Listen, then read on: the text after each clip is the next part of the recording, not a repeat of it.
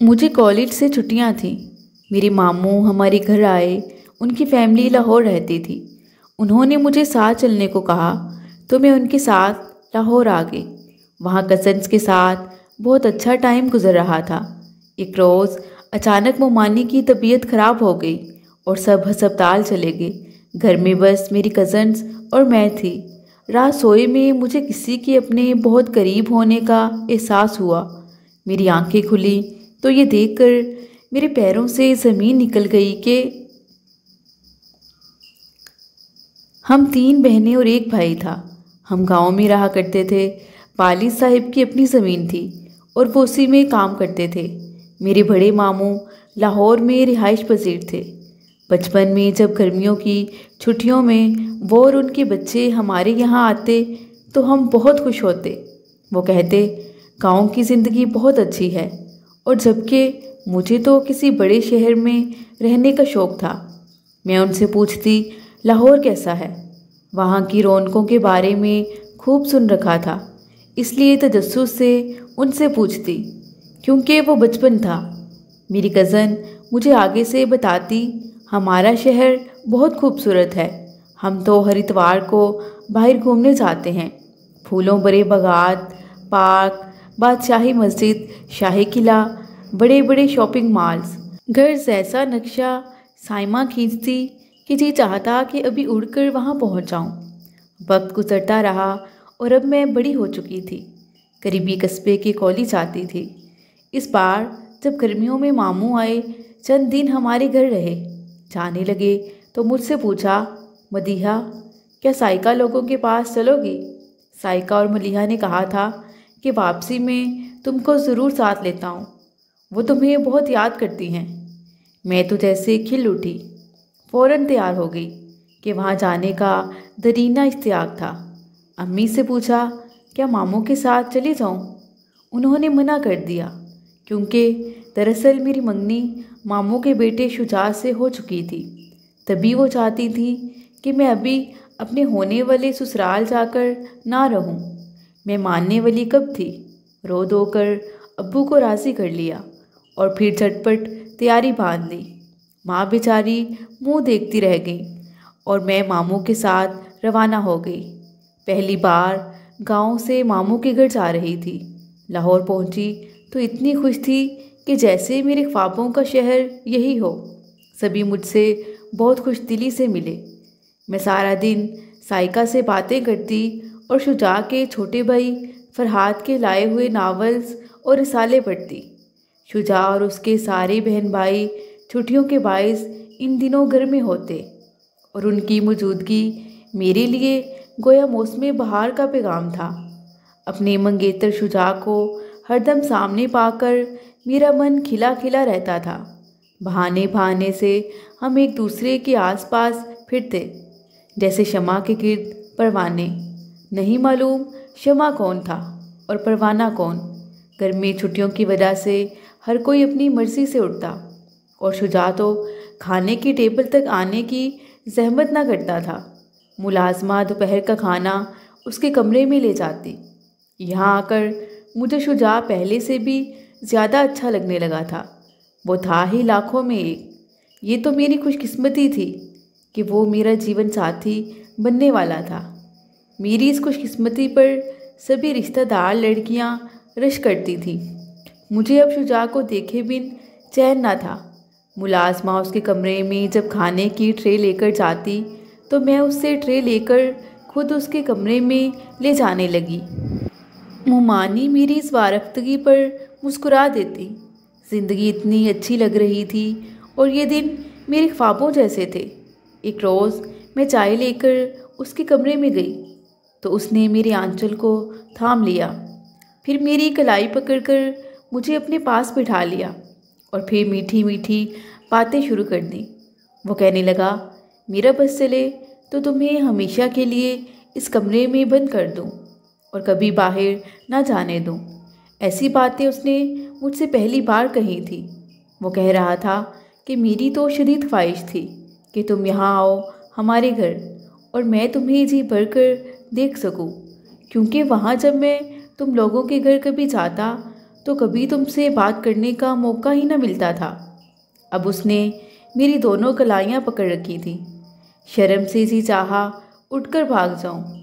जब मैं उठने को हुई तो उसने मेरी कलाई न छोड़ी और मुझे फिर से बैठने को कहा और फिर मुझे जाने ना दिया। वो मुझसे मज़ीद बातें करने लगा। मुझे घर वालों का डर था, मगर उसे किसी का कोई हिजाब नहीं था। वो मुझे थामे बैठा था। मैंने बड़ी मुश्किल से सरापा छुड़ाया, कमरे से बाहर भागी। शर्म के मारे तमाम दिन उसके सामने जाने से कतराती रही। अगले रोज़ खाने की ट्रे लेकर उसके कमरे में भी ना गई, बल्कि मुलाजमा को भेज दिया। उसने ये कहकर ट्रे वापस कर दी कि मैं आज खाना नहीं खाऊंगा। मुलाजमा ने ये बात मुमानी से कह दी। जब शाम के 4 बज गए और शुजा ने खाना ना खाया तो मुमानी को फिक्र हुई। पहले वो खुद जाने लगी, मगर उठते हुए उनके घुटने में दर्द हो रही थी।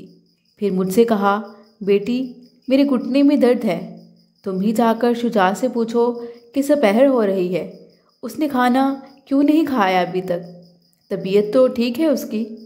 रोज़ तो 2 बजते ही वो शोर मचा देता है, आज न जाने अभी तक खाना क्यों नहीं खाया। मैं शुजा के पास उसके कमरे में गई। पूछा, आपने खाना खाने से क्यों मना किया है, तबीयत तो ठीक है आपकी। उसने मुंह फेरते हुए जवाब दिया, मुझे भूख नहीं है। उसके लहजे से लग रहा था कि वो नाराज़ है। मैंने कहा, मैं मुलाजमा को भेजती हूँ खाना देने को। वो मेरी जानिब देखते हुए कहने लगा, तुम लाओगी तो खाऊंगा। वो मुझसे नाराज़गी जाहिर कर रहा था। मैंने कहा, अच्छा ठीक है, मैं ही ला देती हूँ। ये कहकर मैं उसकी मज़ीद कोई बात सुने कमरे से बाहर आ गई। मैंने किचन में जाकर मुलाजमा से कहा, खाने की ट्रे तैयार करो, शुजा खाना मांग रहे हैं। उसने फ़ौरन खाना गर्म करके ट्रे सजा दी और मैं खाना लेकर उसके कमरे में चली गई। मुझको इल्म था कि मुमानी मेरे पीछे आ रहे हैं, क्योंकि मुझे उनके कदमों की चाप सुनाई दी थी, मगर शुजा इस बात से बेखबर था। मुझको देखते ही उसका अंदाज वालिहाना हो गया। जो ही उसने मेरी कलाई गिरफ्त में ली, मुमानी वहाँ पहुँच गई। वो बेटे को खशमगी निगाहों से देखकर बोली, तो तुम इस वजह से खाना नहीं खा रहे थे? इस पर वो शर्मिंदा हो गया और माँ के सामने निगाहों को झुका लिया।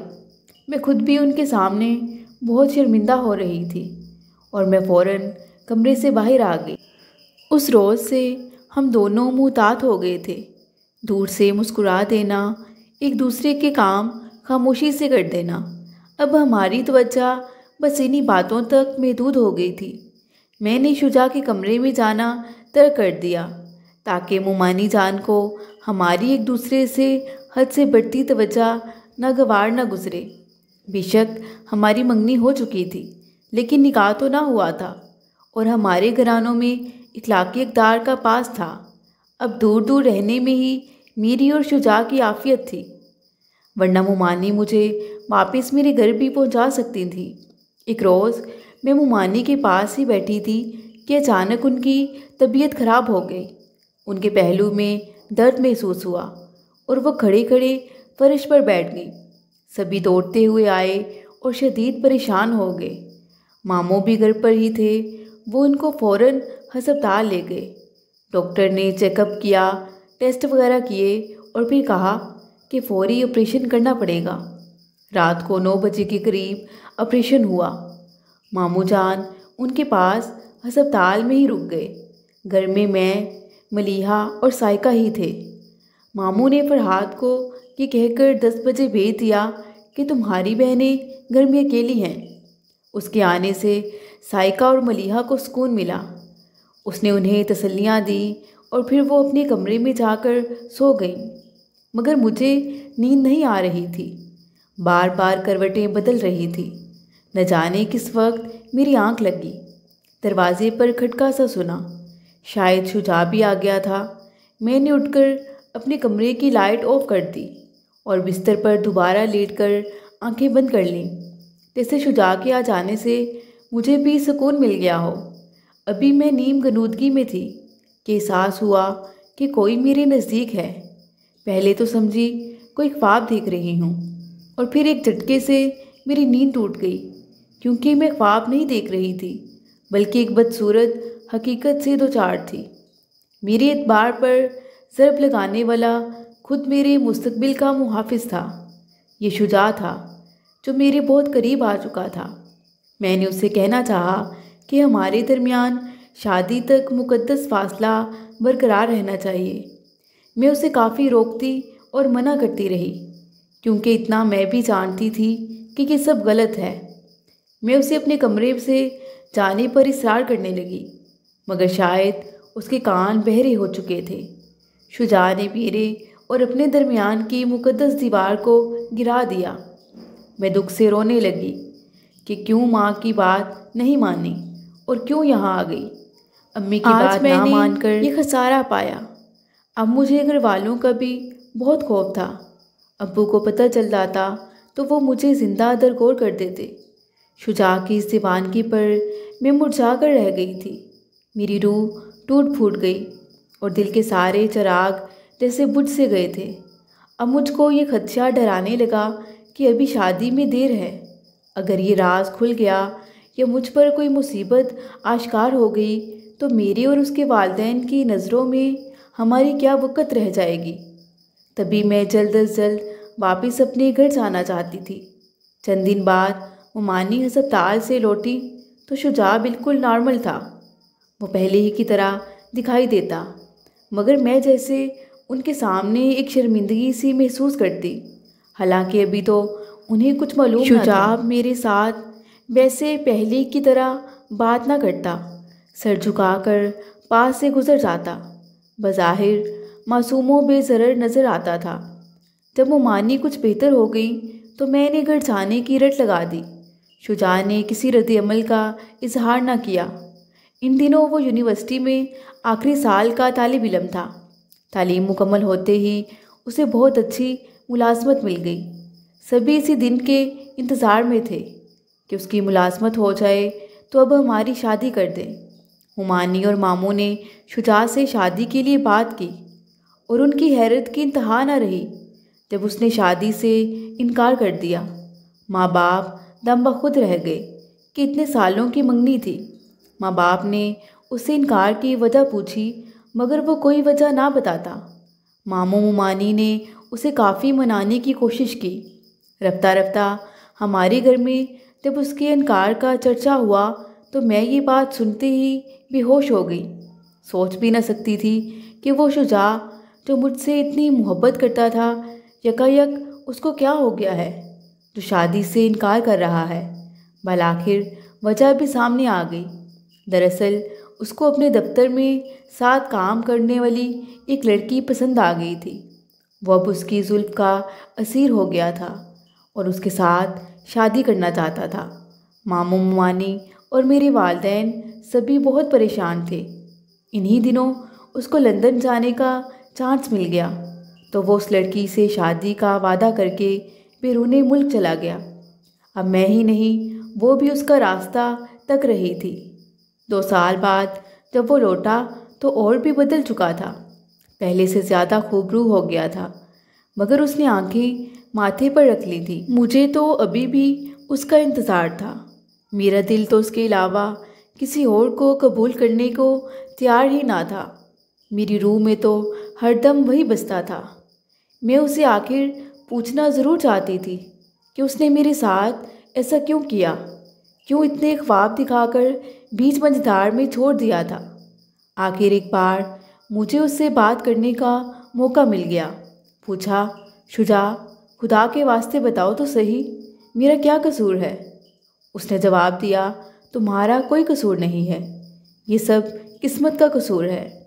ये अजीबोगरीब जवाब सुनकर मेरा दिल मांदा और भी अफसुर्दा हो गया। गोया अपने किए को वो किस्मत पर डाल रहा था। मामू मुमानी ने उस पर काफ़ी दबाव डाला और मुझसे शादी पर बहुत मजबूर किया, मगर वो किसी सूरत नहीं माना। अब तो वो मेरी जानिब नज़र उठाकर भी नहीं देखता था, जैसे वो मेरी सूरत भी देखना ना चाहता हो। बल आखिर शुजा ने अपने वालिदैन को बता दिया कि मुस्तकबिल सुकूनत के हसूल की खातिर और अच्छे मुस्तकबिल की गर्ज से उसने लंदन में एक अमीर घराने की लड़की से शादी कर ली है। गोया मेरे साथ साथ वो दूसरी लड़की जो उसके साथ ऑफिस में काम करती थी, वो भी उसका इंतज़ार करती रह गई। ये संगदिल आदमी उसे भी ख्वाब दिखाकर बीच रास्ते में छोड़ चुका था। 4 साल बाद मेरी हरमा नसीब के वालिदैन ने इस तवील इंतज़ार के बाद बलाखिर मेरी शादी गैरों में एक रिश्ता देखकर कर दी, क्योंकि अब मेरी उम्र भी काफ़ी हो चुकी थी। कई लोग मुझे मेरी पुख्ता उम्र की वजह से ठुकरा कर चले जाते थे। मेरे ससुराल वाले सफ़ेद पोश लोग थे। शोहर की तनख्वाह इतनी ना थी कि सारे कुंबे का गुजारा खुशउस्लूबी से हो पाता, इसलिए माली लिहाज से काफ़ी तंगदस्ती थी। बल आखिर शोहर ने मुझे मशवरा दिया कि तुम कोई मुलाजमत कर लो, शायद हमारे हालात कुछ बेहतर हो जाएं, क्योंकि ज़िंदगी के हर मैदान में एक अकेला और 2 11 होते हैं। मेरे शोहर की घर में 4 छोटी बहनें बिन ब्याही थीं और 2 भाई थे जो अभी तालीम हासिल कर रहे थे। सास घर का इंतज़ाम संभालती थीं, ससुर भी रिटायर्ड थे। कमाने वाले अकेले मेरे शोहर ही थे। वो इस घर के सबसे बड़े बेटे थे। गोया ज़िंदगी की गाड़ी उन्हीं के दम से घसीट रही थी। मैंने उनका कहा मान लिया और घर से करीब एक स्कूल में नौकरी कर ली।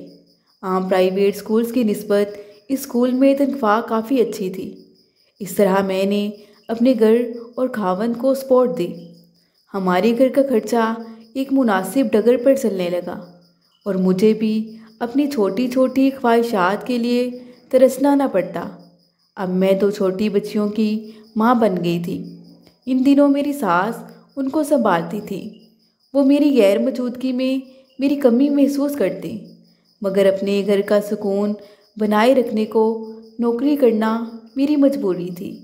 इन दिनों इस बात का बेहद एहसास होता था कि शुजा से महरूमी के साथ साथ गुर्बत भी मेरे नसीब में लिख गई थी। मगर आज सोचती हूँ कि शायद अच्छा हुआ कि उस खुदगर्ज से शादी नहीं हुई।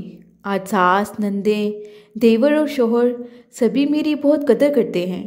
ताहम एक किसक सी ज़रूर दिल में उठती है कि अगर उस रोज़ अम्मी का कहना मानकर लाहौर ना जाती तो मेरी पुरस्कून रूह पर ऐसा कारी घाव न लगता। जब तक जीऊँगी ये घाव हरा रहेगा और उम्र भर मुझको तकलीफ़ देता रहेगा। मैंने तो फिर बच्चों में दिल लगाकर जीवन के दिन इज्जत से गुजार लिए, लेकिन शुजा को उसकी से माप तबीयत के बायस कभी सुकून नहीं मिला। उसकी बीवी ने उससे तलाक ले ली थी। उसके बाद भी वो घर ना बसा पाया। वो आज भी अकेला न शादो न मुराद ज़िंदगी बसर कर रहा है। अगरचा उसके पास दुनिया की सभी सहूलतें मुयस्सर हैं, बहुत दौलत भी है, मगर सुख और रूहानी तमानियत दौलत से नहीं मिलती। मज़ीद दिलचस्प सच्ची कहानियों के लिए चैनल को सब्सक्राइब करें।